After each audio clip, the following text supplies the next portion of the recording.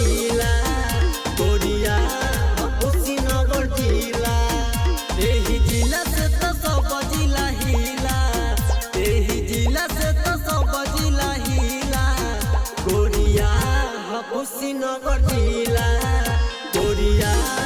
कुशीनगर जिला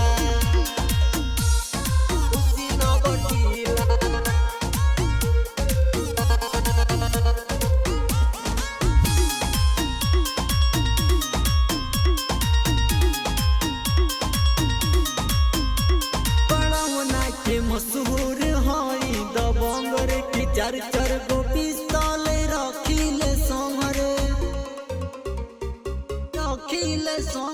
बड़ौना के मशहूर हई दबंग रे की चार चार गो पिस्तौल रखिले संगरे कसे के हई रंगीला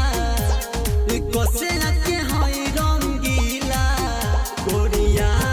कुशीनगर जिला गोरिया कुशीनगर जिला कुशीनगर जिला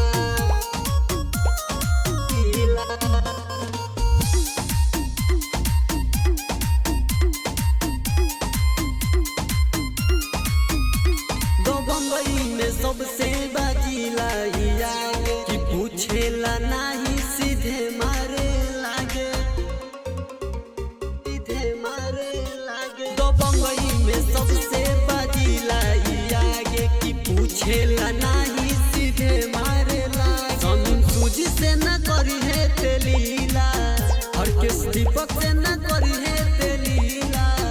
गोरिया कुशीनगर जिला गोरिया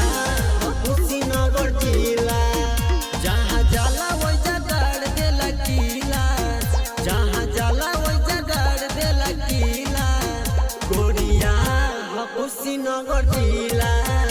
गोरिया